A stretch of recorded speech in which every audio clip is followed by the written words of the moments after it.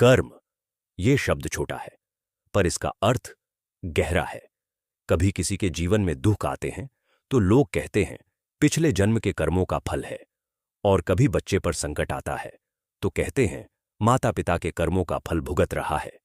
पर क्या सच में ऐसा होता है? क्या किसी के पापों का भार उसके मासूम बच्चे को उठाना पड़ता है? यही प्रश्न एक बार गुरु नानक देव जी से भी पूछा गया था, और तब उन्होंने एक ऐसी कथा सुनाई जिसने संसार का दृष्टिकोण बदल दिया।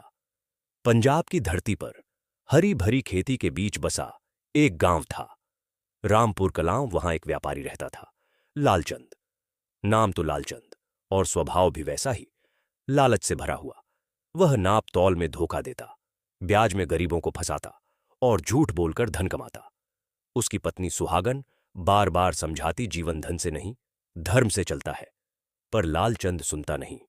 वक्त बीता। एक दिन उसका बेटा हरजोत पैदा हुआ। बच्चा मासूम, पर जन्म से ही बीमार। दिन रात उसका शरीर तपता रहता। डॉक्टरों ने हार मान ली। गांव में लोग फुसफुसाने लगे, ये बच्चे का नहीं, बाप के कर्मों का फल है।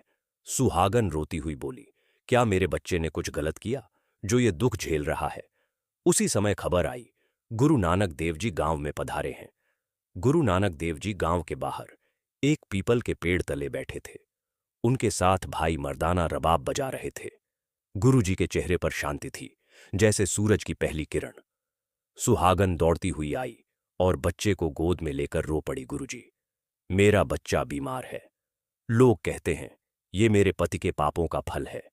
क्या माता पिता के कर्मों का दंड बच्चों को भुगतना पड़ता है?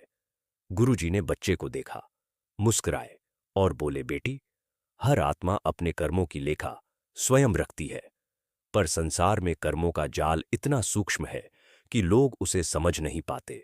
कभी कभी पुराने कर्मों का प्रभाव परिवारों तक फैलता है, पर हर आत्मा को अपने कर्म बदलने की शक्ति मिली है। गुरु नानक देव जी ने गांव वालों को बुलाया और कहा, आज मैं तुम्हें कर्म का एक रहस्य सुनाऊं। सब लोग बैठ गए। गुरुजी बोले, एक समय की बात है। एक बगीचा था।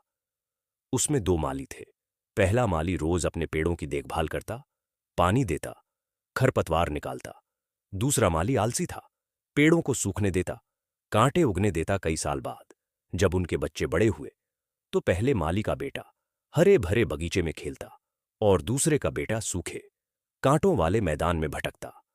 अब लोग कहने लगे, देखो, बाप के कर्मों का फल बेटे को मिला। पर असल में वो जमीन वही थी, बीज वही थे, पर देखभाल का फर्क दोनों पीढ़ियों में चला गया।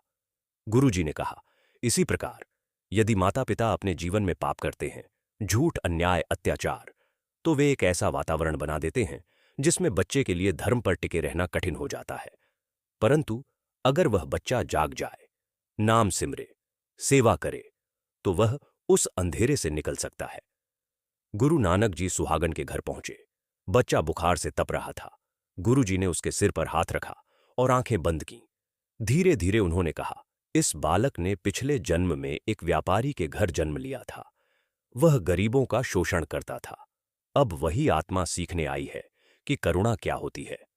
माता पिता उसके मार्ग के सहायक बन सकते हैं, पर उसके कर्म वही हैं। फिर गुरुजी बोले, लालचंद, तेरा भी समय बदल सकता है।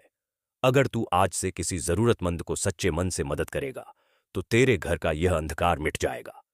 गुरुजी ने लालचंद को आदेश दिया, गांव के कुएं की मरम्मत करा और वहां से हर आने जाने वाले को जल पिला। लालचंद ने वैसा ही किया। 3 दिन बाद जब उसने अपने हाथों से पानी पिलाया तो बच्चा पहली बार मुस्कुराया। उसका ताप उतरने लगा। गांव में लोग कहने लगे, देखो, जब कर्म बदले तो फल भी बदल गया। उस रात गुरु नानक देव जी ने सबको एकत्र किया और बोले, कर्म कोई सजा नहीं, बल्कि सिखाने का उपाय है। ईश्वर किसी को सजा नहीं देता, बस सबक देता है। माता पिता यदि धर्म के बीज बोएंगे तो उनके बच्चे भी धर्म की फसल काटेंगे, पर यदि वे लोभ, क्रोध और अहंकार बोएंगे तो उनके बच्चे भी उसी वातावरण में बढ़ेंगे। फिर गुरुजी ने कहा, पर याद रखो, आत्मा स्वतंत्र है। जैसे कमल का फूल कीचड़ में रहकर भी खिलता है, वैसे ही सच्चा भक्त अपने कुल के पापों से ऊपर उठ सकता है। लालचंद रो पड़ा, गुरुजी, मैं पापी हूं, पर अब सुधरना चाहता हूं। गुरुजी बोले, जो सुधरने की इच्छा रखे वही सबसे बड़ा पुण्यवान है। दिन बीते। लालचंद ने लोभ छोड़ दिया, गरीबों में अन्न बांटना शुरू किया और हर सुबह बच्चों को गुरु नानक देव जी का नाम सिखाने लगा।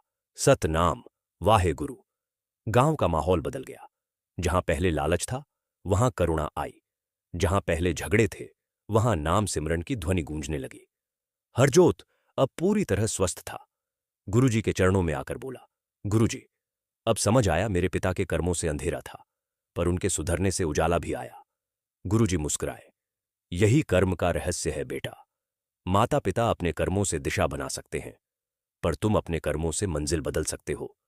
गुरु नानक देव जी ने विदा लेते हुए कहा, कर्मों से भाग्य बनता है, पर ईश्वर ने हर आत्मा को सुधारने की शक्ति दी है।